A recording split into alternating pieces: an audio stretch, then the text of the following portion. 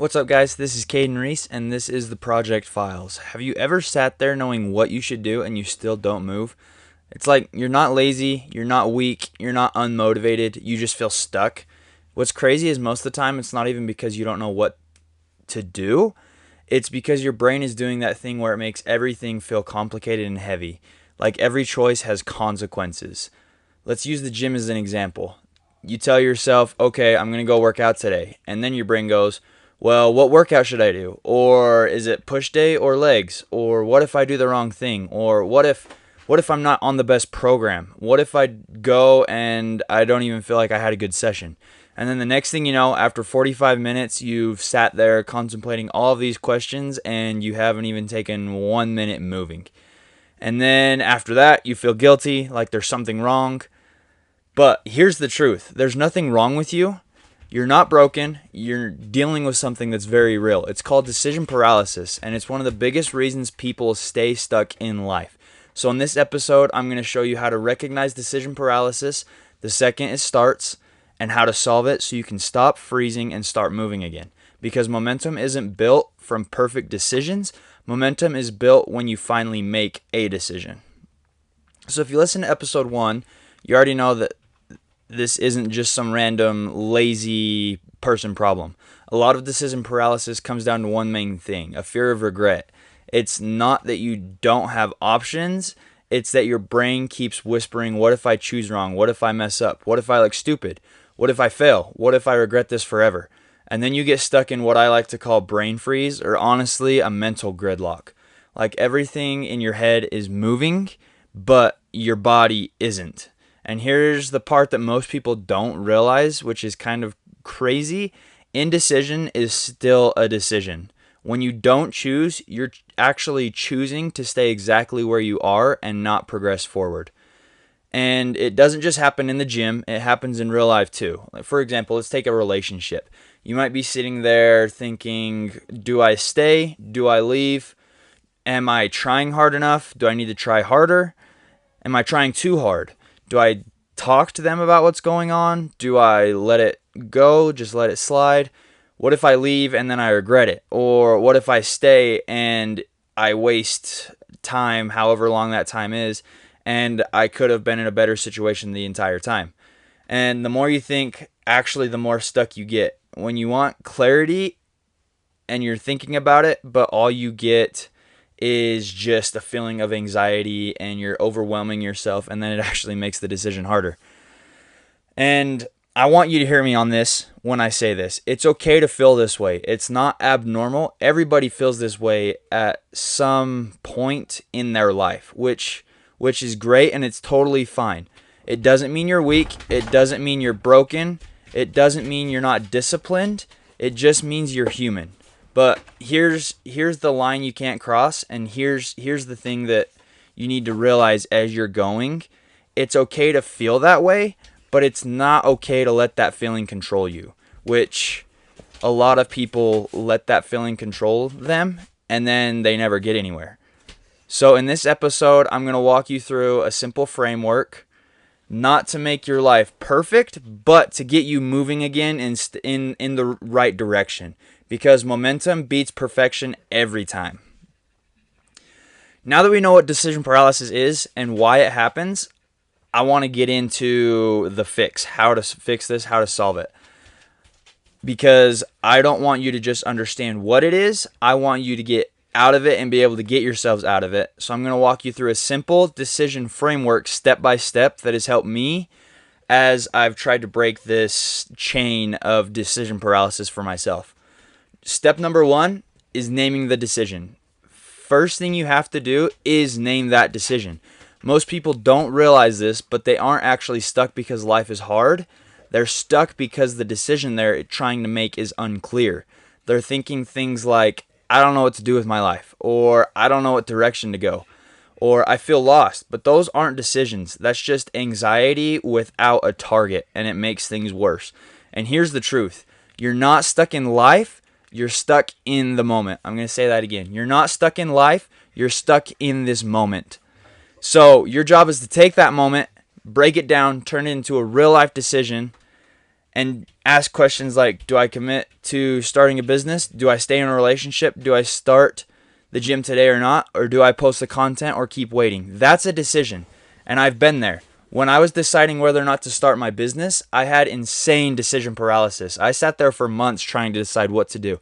Not because I didn't want it or I didn't think it was going to work, but because I was overthinking literally every single part of starting.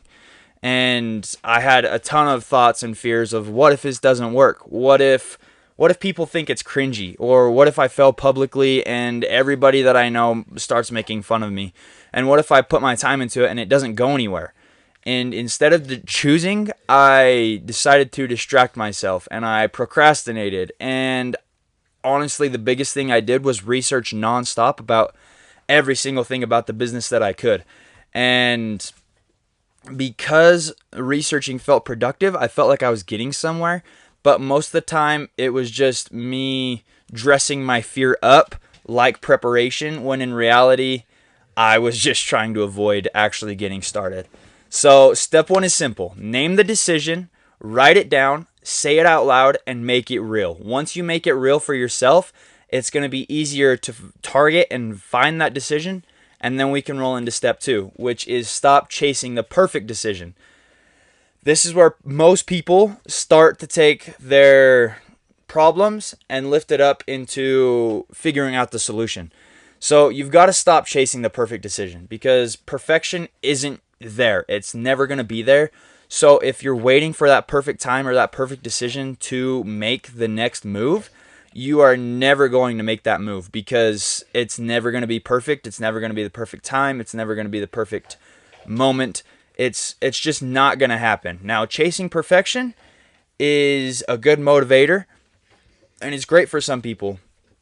But no matter how great we get, there's always going to be a next level.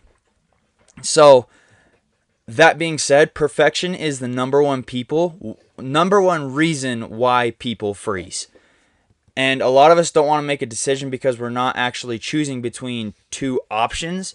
We're trying to decide between two or more outcomes. Our brain is scared of looking dumb, failing, scared of the pain, and scared of being judged. So we think to ourselves, if I just think about it longer, I'll finally know the right answer. But that's not how life works.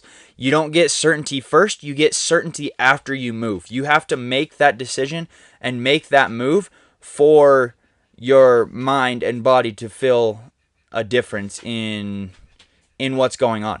And the truth is, you don't need the perfect choice. You need a choice that gives you the best and most momentum going forward. Because momentum doesn't come from thinking, momentum comes from that execution. So let me say it like this: stop saying what's the perfect decision and start asking what's the next right move. That shift alone is going to change your life, and it's going to change the way you think about a lot of things. That being said, now we're going to go into step 3. You've named the decision. You've stopped chasing perfection. The next step is actually going to start breaking down this paralysis. You have to simplify it, because the brain doesn't freeze from one decision.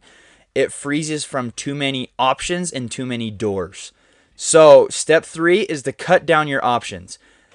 Cut down your options down to 2 or 3 options, because when people have too many choices, the brain gets overwhelmed. We talked about this in the last episode with the JAM study, and how people tended to go towards the thing with more options but ended up making less decision because there was more options. And it doesn't create, with more options, it doesn't create more clarity, it creates more anxiety. It turns decision making into a mental wrestling match that you're never going to get out of. So at that point, you start second guessing yourself. You start comparing every option, and you suddenly go from, I just want to improve my life, to feeling like you're trapped and making no steps, no progression going forward. So here's the rule: if you have more than 3 options, you're not deciding, you're just postponing. So now, I'm not just going to say this because it sounds good. There's real research behind this. There was a meta-analysis done by researchers named Chernev and his colleagues, and a meta-analysis, real quickly, is important because it's not just one study, it's a study of multiple studies. So it's when researchers look at all these studies and patterns, and they basically ask across all of these studies what keeps happening to people when they have too many options. So what they found was really interesting. Choice overload doesn't always happen in every situation, but it happens a lot when the decisions are complicated, the options feel similar, you're not confident in what you do, and the stakes feel high.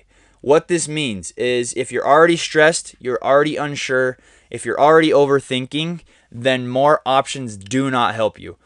When the pressure increases, the brain does a weird thing. It starts trying to find the perfect answer, and it gets you back into that brain lock of asking all those questions. So you start comparing everything, you start second guessing yourself, and you look for confirmation in everything.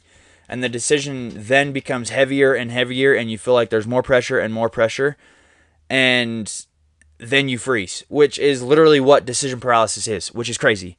So if you've ever felt stuck because there's too many options, you're not broken. That's just what the brain does. And that's why, and there is a simple fix that I'm trying to help you out with. Cut down the options, make the decision smaller, make it easier to execute, because the goal isn't to pick the perfect option. The goal is to pick an option you'll actually follow through with. And sometimes that might be what originally you thought was the second or third option because it wasn't as close to perfection as the others. So now we're going to take a step into step 4, which is what I use to break down the emotional fog and mental fog. It's called the 10-10-10 rule. Basically, you have to ask yourself how you'll feel about this in 10 minutes, how you'll feel about it in 10 months, and how you'll feel about it in 10 years. Because decision paralysis traps people in short-term emotions, and short-term stress becomes long-term anxiety. So if you don't jump on it at the very beginning, then you'll have anxiety for a long time and a lot longer than you need to. So let's use the gym. You're sitting here, you're thinking to yourself, should I go today? You feel tired, you feel exhausted, you might not want to go, maybe you feel some resistance. So then you think to yourself, in 10 minutes, is it going to suck? Yes, it's going to suck. You're going to be more tired, and you're going to be more exhausted, and it's probably going to hurt a little bit. And in the first 10 minutes, you probably don't want to be there. But then in 10 months, you got to think about it, and in 10 months, you'll be better. There's going to be more energy. You're going to have more confidence, and you're going to have more discipline, and you're going to look better too. And then at that point, you shift from 10 months into 10 years. And in 10 years, you're going to be a completely different person. You're going to have different habits. You're going to have different health, and you're going to have a different life. So when you use the 10-10-10 rule, you stop letting temporary emotion control permanent outcomes. I'm going to say that again. You stop letting temporary emotion control permanent outcomes. You stop listening to the part of you that wants comfort, and you start listening to the part of you that wants growth, which is huge. Going from the 10-10-10 rule, we're going to then go into steps 5 and 6. Now that we've gotten into the part, now we're getting into the part of actually breaking down the paralysis, because the goal isn't to think better, the goal is to move. Step 5. Step 5 is to focus on the smallest next move. Most people are not stuck because they're incapable. They're stuck because they're trying to decide their whole future in one sitting and in one choice. They're trying to figure out the perfect plan, the perfect time, the perfect program, the perfect offer, and the perfect outcome. And that pressure is exactly what creates that mental gridlock. So here's the shift. One step at a time. Most people don't overthink massive things. They overthink the simple things. Doing one thing a day to improve. Not the full transformation, not the six-pack, not the full business plan. Just make that next move. For me, I used to be stuck on having to put that perfect offer together, and I wasn't putting that offer out there until I thought it was perfect. But after talking with people and taking some of my own classes and talking with my wife, I realized that it doesn't have to be perfect. I'm always going to be making changes and adjustments. I just need to get an offer out there. people can't say no to an offer that's not there, and people can't say yes to an offer that's not out there. Once I put my first offer out, I started feeling comfortable. I started feeling confident. Me and my wife started feeling momentum in the business, and we've taken that and we've rolled with it as we've progressed and grown in this. And it helped me feel more confidence. It helped me gain more clarity on the direction I was supposed to go and the direction me and my wife were supposed to go. And it's been a game changer. And so using this for yourself, you might say, I want a six pack, but instead of saying I want a six pack, say I'm going to go to the gym today, because a six pack isn't a decision, it's a dream. But today is the decision, and the decisions create motion, and then those decisions that create the motion turn those dreams into goals. And then our goals are the things that we can work for and achieve, because decisions without a time frame and goals without steps are just dreams. So as we're kind of going through that, remember to make those dreams goals, you have to have steps and decisions that are going to get you to those goals. So with that being said, now we're going to go into step 6. And this is my favorite part, and this is what has been a game changer for me, and it's deadlines. All about deadlines, because here's the truth. A decision without a deadline becomes a stressor. It becomes this cloud over your head, and it drains you every day, and the longer you delay it, the heavier it feels. We've all felt that way in one way or another, and as soon as you decide to make that decision, you instantly feel a relief, a stress relief. You feel lighter, you feel happier. So this is something that I've used for myself, and I call it the jackpot rule, or the 777 rule. And that's why I call it the jackpot rule, is because it's the winner. It's triple sevens, it's the best. And so to remember this, think of jackpot rule like you're winning the lottery. So breaking it down, the 777 rule. 7 seconds for small everyday decisions, 7 minutes for medium decisions, and 7 hours for big decisions. I'm going to break it down a little more. The 7-second decisions do not deserve your energy. It's things like, am I going to go to the gym today? Am I going to post today? Am I waking up and attacking the day? Or am I going to do the hard thing or the easy thing? Those things shouldn't take longer than 7 seconds. And if they do take longer than 7 seconds, your brain starts negotiating and fighting with itself. And once your brain starts negotiating, you start losing. So small decisions, 7 seconds, pick it and move. That's all it takes, 7 seconds. The 7 minutes are where thinking it can maybe help a little, but not too much. We don't want to overdo it. Things like this might be, what workout am I going to do? What content am I going to film today?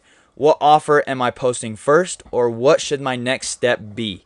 You get 7 minutes to make that choice, because after 7 minutes, you're not thinking, you're spiraling and getting back into that same trap that we seem to fall into over and over and over and over again. So now, the 7 seconds, 7 minutes, the next 7 is 7 hours. These decisions are the bigger ones, but still the same day. Maybe it's a new business direction. Maybe it's a serious schedule change, or a relationship conversation or boundary, or a decision that might actually affect your future. For these, you need more time. You need time to take a breath. You need time to think. Maybe you need time to talk with your significant other, or a friend, or a parent, or a brother or sister.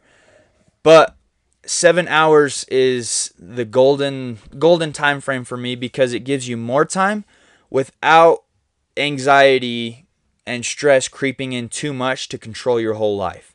So that's the jackpot rule in a nutshell. 7 minutes, 7 seconds, 7 hours. I said that backwards. 7 seconds, 7 minutes, 7 hours. So when we use this rule, your brain breaks down the freezing and you get structure. And when your brain has structure, then you don't freeze and you stop postponing and you start moving with a purpose. Once you've got that, then you have the smallest next move, plus you have a real deadline. You stop thinking what if, and you start thinking watch me. watch me do this, watch me do this. Not, well, what if I did this? What if I did this? It's a mind shift, it's a mind flip thing that's going to help you a lot in those decisions, and it's going to help you avoid that decision paralysis. So now we're on to the last step. So we've covered the first 6, now we're on to the last one. Because once you've done everything else we've talked about, there's one thing that separates people who change and the people that stay stuck. It's not knowledge, it's not talent, it's all about commitment. Step 7 is committing and removing the escape routes. So what that means, and here's the truth, a lot of people think they're indecisive, but they're not. They're just leaving themselves an escape route, which is huge. They keep one foot in and one foot out, and that's why they stay stuck, is because they're never fully committed to making that jump into that next decision. So real quickly, let's define it. Commitment means promising to yourself that you're going to make the change. Not when it's convenient, not when you feel motivated, and not when life slows you down. Now I want to call out the 3 most common escape routes that I often see in people. It could be, I'll start next week, or life is too crazy right now, or I don't have a plan. And I'm not saying those things aren't real, because they definitely are. I'm saying those things become excuses when you use them in your everyday life.